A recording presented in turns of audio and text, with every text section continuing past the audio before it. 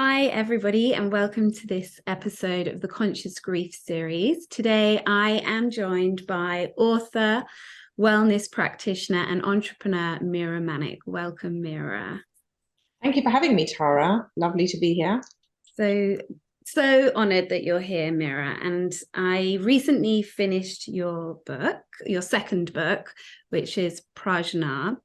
And I was really taken with all the advice and experience that you share around particularly ritual and nutrition and the Ayurvedic tradition.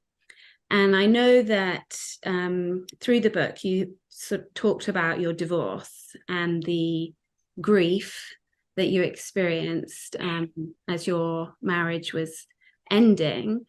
And that sort of, got you into more of these wellness rituals, if you like.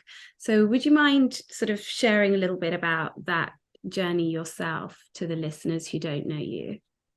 Yeah, absolutely. I think no matter what you're going through, and whether it's a divorce or a death or um, any sort of thing that pulls you down and puts you in that sort of sphere of loneliness or really just allows you, well, it just brings you down. I just realized it was actually in retrospect that I realized that, I call them rituals or practices. But actually, what happens is that you have day after day of waking up and feeling that sense of, darkness or a hole in your heart or in your gut. And you wake up and you just feel empty. And walking out of the building or your house, nothing can lift you. You're just sort of in that mode. And then you realize over time, because that it's sort of a never ending thing at the time. It doesn't feel like it's going to end anytime soon. And then you realize that you can have spurts of happiness. You can have a spurt of endorphins because you ran, or I didn't used to run, but whatever it is, whatever, breath work or yoga, or that's just exercise. But, sitting in the sunshine, I used to live in Dubai at the time.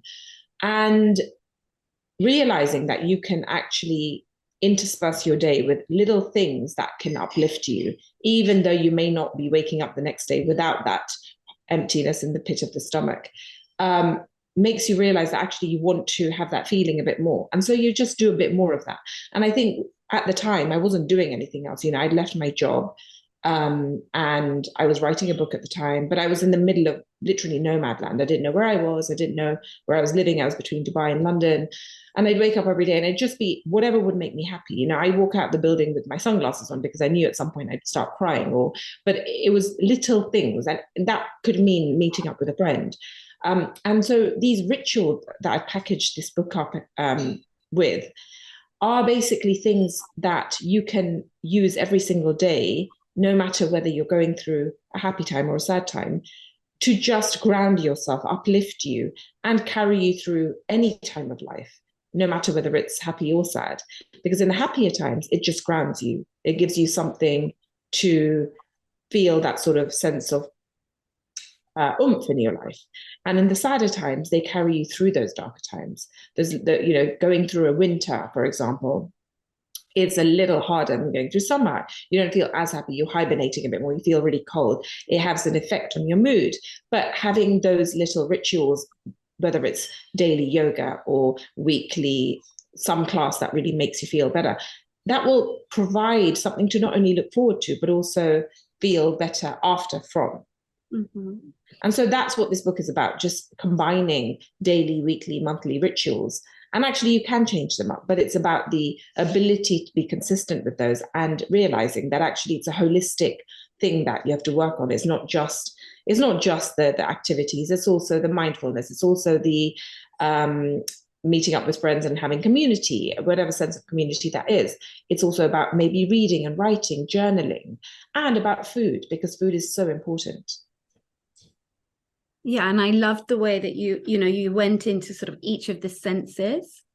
So perhaps you could share a bit about the smell, for example, or you shared your own playlist in the book. Yes, exactly. Yeah. And I think, that was the playlist actually in my cafe when I had Chai by Mira as a cafe in Soho. We'd have all those playlists on, and they're quite like they're like morning ragas combined with other beautiful tunes, and all sort of very, very calming, but at the same time, some of them are quite have a good pace and they're uplifting. So yeah, I think starting the day with raga, starting the day with some sense of beautiful music has an effect on the brain. But so does a scent, like, what I speak about in the book is waking up to incense. And so does it's also familiarity. I think, if you're used to, say you woke up and say you grew up by the beach, you're used to that. And so taking that away from you, sort of miss that. So I woke up with those smells and sounds, and moving to Dubai and living in a very silent sort of space, which was really high up in the building, was really silent for me. And it's not that at the time I woke up and I thought, oh my God, it's too silent. Actually, no, I did. But it wasn't that I missed those very things that I grew up with. But it's in retrospect that I realized, actually, no, those were the things that were missing. The things that I was so familiar, that were so familiar to me, whether it's the sight or the sound or the noise of the cars outside or some sort of noise, the hum of chatter outside my room. There was always some sort of noise everywhere. And yes, it's all about change and having change. But if you're going through something, it is, and whether you're going through something or not, it is nice to wake up to something that sounds beautiful and calms the heart, the mind, the soul. And music, morning ragas, that's what morning ragas are for. Calming music, meditation music, all those things with the sound of waves rolling in, because actually they put waves and the sound of the ocean on for babies when they're trying to go to sleep, because that's the sound that they're used to when they're in the mother's stomach. And so having that sound also is very calming, because that's inherently what we are drawn to. Mm-hmm. And what about smell as well? So smell, yeah, I think it's, again, a familiarity thing. I mean, it is beautiful to wake up to incense or something that's clean, like clean air. But I think that scent is one of those things, again, it's what you're used to. And I think scent is something I speak about only because I grew up with the smell of agarbatti, which is what we call it, but it's incense, or, whether it's, what do you call it, sandalwood or something like that. Just the smell of that, I grew up smelling when I woke up. And so it's just wonderful to wake up to those things. And they're grounding from the perspective that, you're without knowing it, you're taking in the sound, the smell, the scent, the feeling, the hot, the cold. You're taking all these things in without even knowing that you are. It's a very sort of automatic thing that you do.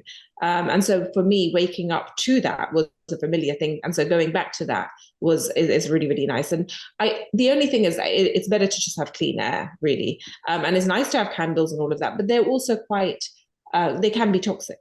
So it's about also cleaning the air. So one of the things that I do now is keeping a plant in the room, because that purifies the air in the room.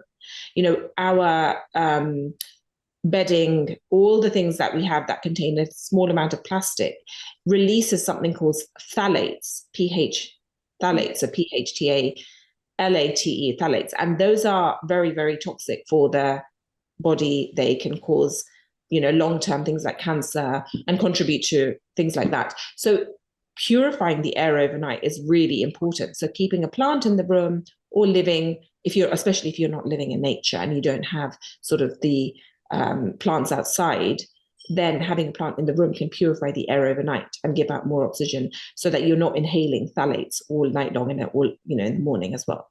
So sorry, that's slight what do you call it, diversion from what we were speaking about. But it is better to have purer air. And that's not something I speak about in the book. It's more what I've learned over time and more recently, because I'm now an integrated health practitioner. I think it's really important to make sure that in every way possible, you are reducing the pollutants and the toxins that you're inhaling. Yeah, and I think what you're sharing is a lot of these things are very straightforward and inexpensive or free. And these are small things that people can do when you're feeling like very, like you said, sad or feeling lonely, struggling in grief, that you can put together a little plan to help you raise your vibration, essentially. And yeah, raise your vibration, exactly. Mm. Like little things that can uplift you, make you happy. And that's it, your little happiness package or toolbox, toolkit. What makes you happy? You know, for me, it may not be running and it may be something else. For you, it may be running. And therefore keep that in your toolkit and don't forget to do those things, because it will provide you that sort of, if you have a Sunday morning thing that you do, like walking on the heath, for example, and then you're like, well, actually, this Sunday is a social thing, next Sunday is a social thing, and the weekend after I might be too tired. And then you have 3 weeks of not doing that. You'll realize that, oh God, that moment that I had alone for an hour walking around and, inhaling the oxygen from the trees and just really being immersed in nature, you miss that. It's not just because you miss that, but because you have, there's so many things that are making you happy in those moments, whether it's just the chemical effusion of being in nature itself is really happy making.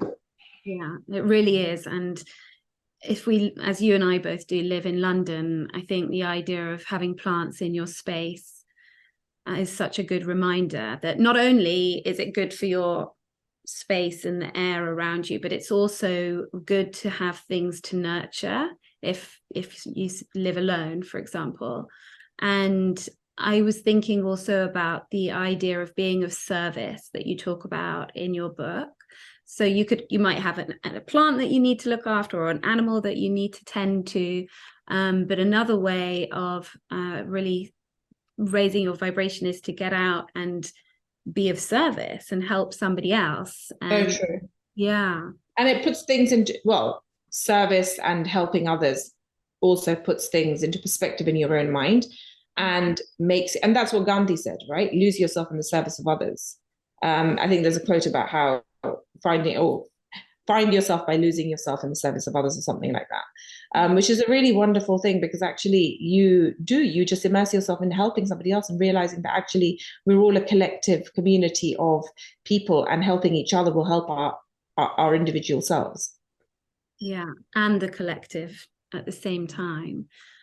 So yeah, I think that's a very helpful thing to reiterate to people, that when you're feeling, because grief can make you very sort of introspective, and I always say, like, it's important for people to feel sorry for themselves and be in that space of wallowing, because I think that's being really honest and true to your feelings, and we don't want to sort of bypass the feelings. But at the same time, when we're really sort of in it for long periods of time, like getting out the house and helping somebody else, again, it brings that sense of community back. And reminds you that we are all a collection of stories, and every single person has an individual story, because often when you're going through something difficult and grief, you are so immersed in your own story. And obviously that's just daily life. Like we are all immersed in our own stories. My story is the most important story in my life, right? Because that's me. And equally with everyone else, it's the same. But coming out of that, stepping out of that, and listening to others, but also just being with others, allows you to not dilute your own story, but helps you sort of realize that, yeah, perspective. I'm not saying something else is more important than yours, but it helps to provide the element of community sharing and realizing that everyone is going through something hard and we can all help each other.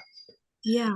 And you were in a foreign country when you were going through this big transition, away from the close support of friends and family. And then you ended up coming back to England, when you talked about how your friends were in quite a different space from you, because they were moving forward with their lives and partners. Yeah, because I'd gone and done it all quite early.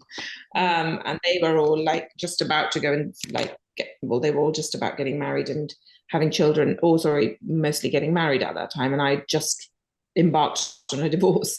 So it was all just I'd done everything in a very odd timing phase of timing, whatever you call it. And it was really hard. I think loneliness went on for a long time.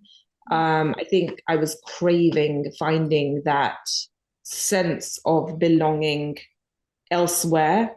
It wasn't serving me to just keep being friends with the people that I was friends with, it felt very hard because firstly, it was in my own life, my own story. It wasn't like I could share much. It was a very odd time. And it went on for a very long time, my divorce did. So speaking to my old friends, they didn't understand and they were too busy as well. And I'd lost touch with a lot of people. I think I moved on with my life when I was living abroad and I'd lost touch with so many people. So moving back was actually really hard, but I knew I loved yoga at the time. So Tri Yoga became my haven. And through that, I was like, oh, there's something called yoga retreats, which I had no idea what they were at the time. And I was like, how do I go on a yoga retreat? How do I find one? And literally, I just picked from two. One day I went to one class, and the next day I went to another class. And I was like, oh my God, this is the one I need to go to. And from that, I started my whole thing of yoga retreats. I went, quite often then, like for about a 4 or 5 year period. I went every single year. And that first yoga retreat I went to, again, I was like, loving yoga, but at the same time, I also wanted to have friends in yoga because I was like, I love doing yoga, but how do I make friends in this community? I want new friends and I want people who are similar to me in their love and their shared love of yoga. And so through that, I sort of made new friends I'm still in touch with. It was a really wonderful retreat. And then again, another retreat where maybe I didn't find so much of my sort of friends groove, but it was amazing yoga again. So I just experimented. And I think when you're going through something, it's what you're drawn to. And if you gravitate to what you're drawn to, if you gravitate to things you love, you'll meet the people that you're meant to meet. As they say, your vibe attracts your tribe. And so I guess that's what happened over the years. And I think it's all about just continuing to do the things that you're passionate about and that you love, in order to then draw whatever magic it is that you need to draw to you. I know. So you really did sort of, rebuild from the ground back up. Yeah. And many people will relate to that. When big grief happens, that's, almost like, as much as some people don't want to hear it, like it's a new beginning. And yeah, it is a new beginning. It's hard at the time to listen to that or know that because you do not want to start from scratch. Like if someone told me right now, you need to start from scratch. Personally, I've been through a lot in the past year. And in a way, I am sort of starting from scratch in an emotional way, whatever. And I don't really want to know that. Like, I don't really, but again, we are all constantly changing and things are constantly changing. And I think once you've been through that heartbreak or whatever it is once, it doesn't mean that the next one will come easier, but you will know that for certain, with certainty that you can recover, that you have the ability to plow ahead, and that you have things that do make you happy, and you have built a life for yourself in which there are other things that fulfill you other than just X, Y, and Z. Having been through that once, but it doesn't make it easier for that person who's starting from scratch to know that they have to start from scratch again, because it's a very hard, lonely, tough thing to do. But I would say, like, whatever calls you intuitively. If you look at something, you're like, oh, that looks really interesting. Even if it's just a small thing, an event, it doesn't mean you meet somebody there or meet the love of your life there, but you might meet people that you vibe with, and you might just leave there feeling a little bit more uplifted. I think one thing that is hard when you're going through something is when you're going into a restaurant or an event or something, and everyone looks like they're having such a fun time, and people know other people, and people have their husbands and wives, or whatever it is that you're going through. You will look at those things. So you might have lost, I don't know, your husband, and so you will look at that, or you might have something happen to your child. So you're drawn to those things, right? And you almost can't look at those things because those very things will make you sad at the time. But I think it's really important to remember that every single person is going through something really difficult. And I mean, that doesn't mean every single person is going through trauma, but it's easy to hide those things on a night out, no matter who you are. I know that if people are looking at me from the outside in, even this weekend, if I'm out and about, will think, oh my God, she's such a fun life. She has these friends around her. But no one has any idea what I'm going through personally. And that's something I don't ever share. And people look at my Instagram and they think, oh, she's such a happy person. I am. But I do have things going on personally that I obviously choose not to share. And I'm not comfortable just crying on Instagram, but I have those moments too. And it helps to put into perspective that every single person has those things going on, no matter what it looks like from outside. Yeah, I know. And that's just a really powerful place to come from, to remind people of, because it's hard for us not to compare. And even in our griefs, you know, people compare their grief to other people's. And it's just that reminder that every single person has something they're struggling with, and everybody's struggle is equitable to themselves. Some people have very big things comparatively to other people, but you know that the struggle is the same to them respectively. And I think that when I listen to what you just said, you know, it just helps, it helps us all sort of connect, essentially, doesn't it? Because the comparison and the judgment, if you like, that's the stuff that separates us. Yeah. But I think one thing I haven't touched on, I think is really, really important, is something I didn't know at the time. And obviously, having studied various modes of healing, but also integrative nutrition and all of that, I think it's important to know that food and supplements are imperative and essential in making the neurotransmitters that are needed in order to make us happy. Mm-hmm. So, for example, the B vitamins are the source of creating certain hormones that sort of control our mood. So endorphins, all these things that, or dopamine or serotonin, all these things that make us happy or help us have a better mood, they can be created by eating the right foods and taking the right supplements. That's not to say that if you're going through something really hard, it's going to be like a sudden pill that makes you happy, because they're not antidepressants as such. But being consistent with foods that contain certain, or just being consistent with good food and good nutrition and whole foods, as well as adding things like supplements, vitamins into your daily life, it's important to realize that that can also contribute. It won't make you happy, but it will contribute to elevating the mood. So don't forget nutrition. You know, don't just be like, oh, you know what, I'm having a really hard day, and day after day after day, you're feeding your gut the wrong things, and it's completely fine to have that chocolate and that ice cream and those crisps and all. It's completely fine to have that, but balance it out with the good stuff as well if you can. Yeah, thank you so much for that reminder. I did also want to talk to you about Ayurveda, because I once did the Panchakarma detox, and it really changed my life. Like, my periods had stopped for a whole year.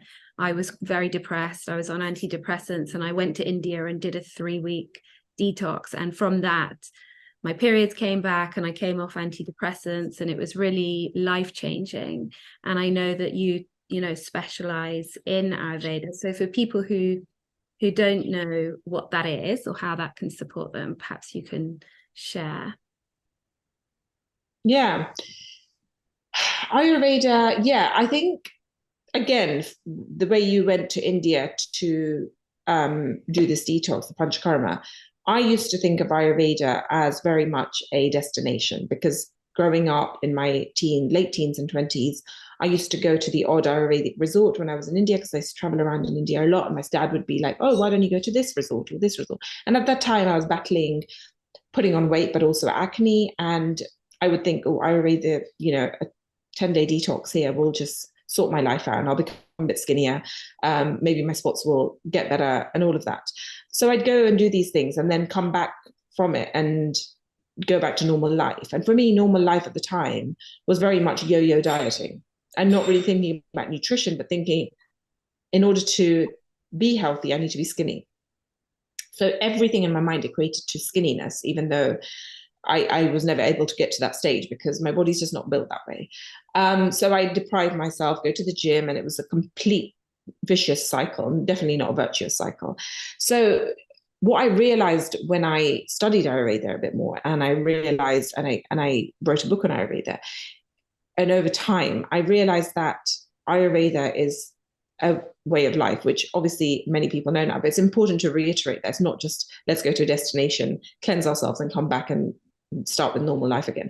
It's about sort of combining your daily life with these little things or rituals that I write about in my book, or that you can pick up online or whatever, every single day, whether it's including spices in your cooking and diet daily, including spices in your drinks, having cumin seeds, fennel seeds, coriander seeds to help your digestion.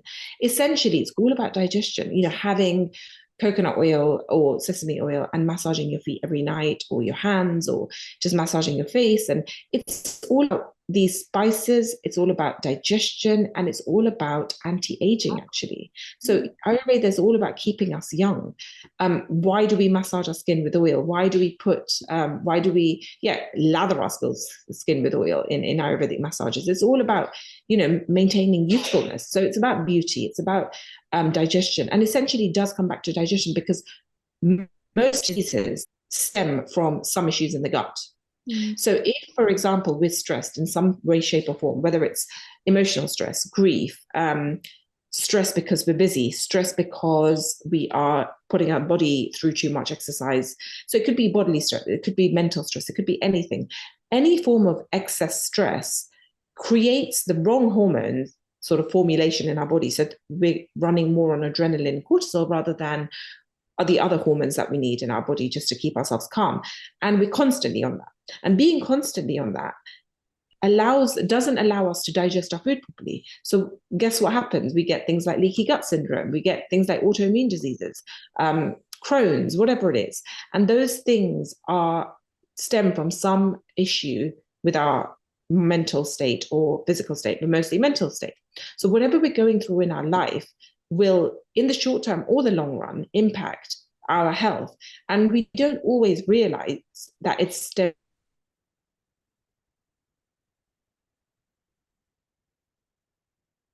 Mira, I've lost the sound from that. We might realize, oh, hello? You're back now. Sorry. Sorry, I don't know what happened. I think it might be my internet that's unstable. Sorry. Okay, where could we start again from? Because that was so great what you were saying.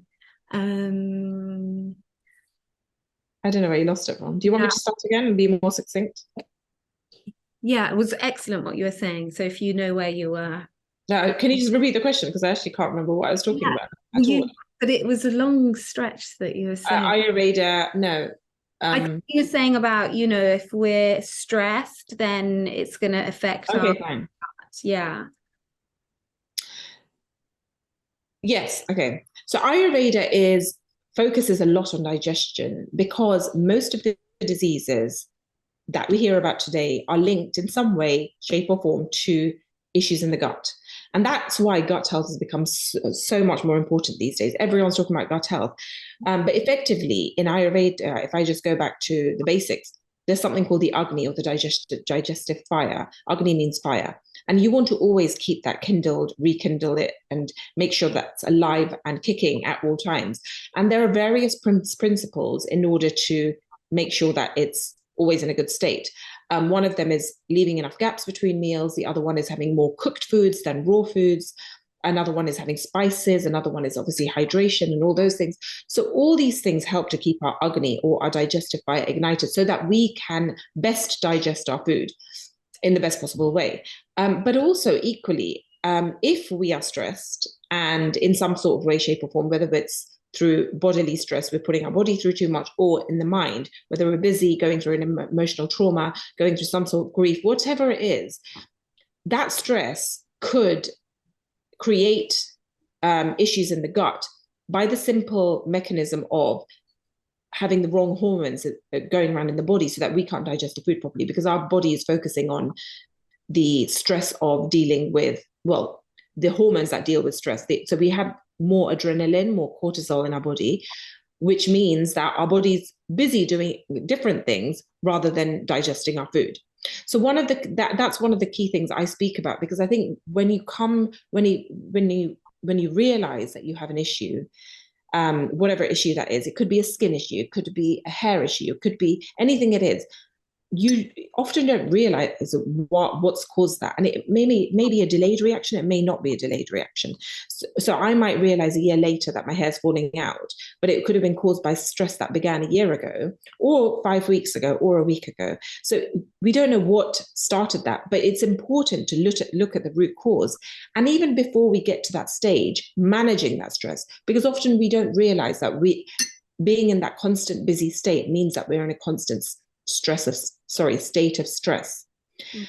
And a lot of people speak about this, but it's worth mentioning again and again that our ancestors back in the day, the stress that cavemen had by seeing a tiger or a lion approaching them, that was important to have that stress, because that got them into a state where they were ready to run away. Now, those same hormones are what we have when we're stressed about something in life now.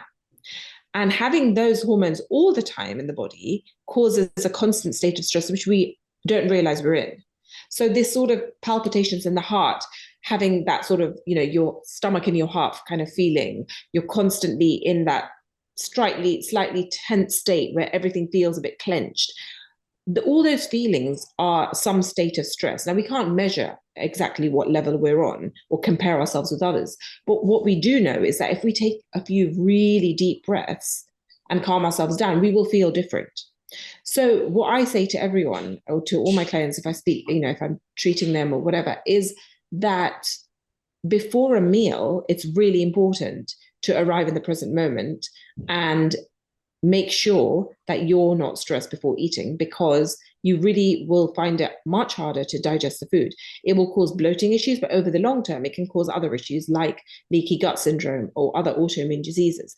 It doesn't mean it's going to necessarily lead to that, but over time, if you're consistently eating in a stressed state or on the go, it could cause that, because you're not digesting your food properly. You're not absorbing the nutrients from the food because you may have a leaky gut syndrome or whatever it is. It could be a range of issues that a plethora of things that you may not know about. So it's worth, before you get to that state of having to deal with an issue, just sit down at every single meal time and take a few very long, deep breaths and then begin your meal, because our breath is the quickest way for our physiology to change our psychology. And just taking long, deep breaths can very quickly bring us into the parasympathetic nervous system that we need to be in order to be calm and collected. That's such a great tip, Mira. Thank you. Just everybody can think about that. Just breathe in, even now, just to take a few deep breaths and interspersing the day, even if you need to put reminders on your phone, whatever it is, interspersing your day with those deep breaths, waking up and taking those few deep breaths, closing your eyes and really breathing deeply before you even get into a state where your mind, the thoughts that you're having, start crippling your ability to be happy that day. Mm-hmm. Yeah, so it's almost biohacking your mental state. Yeah, all of these things are that you're talking about. So Mira, we're getting to the end of our time together, but this has been very, very helpful for people, and your knowledge is so brilliant. And it's great reminder about Ayurveda and wanting me to look more into that again myself. But I always ask everybody who I speak to, what would be your interpretation of the term conscious grief? Conscious grief. So it's an interesting one, because grief is not something I've studied much, but conscious grief, I would say the awareness of knowing you're going through something and that it will end at some point, and that life is full of changes, and actually you can't experience happy times without the sad times. And I think just that knowledge alone, the knowledge that life is a great balancer for everyone and anyone, hopefully helps to dilute the severity of something that feels a bit never-ending. Yeah, I love that. Thank you, Mira. And is there anything else that you would like to share that's come up for you? Oh, This has been really interesting. It's been really wonderful to speak about things that actually are in my mind, but they're not, like you've sort of, I've dug a little bit deep, and it's really wonderful to come up with these things.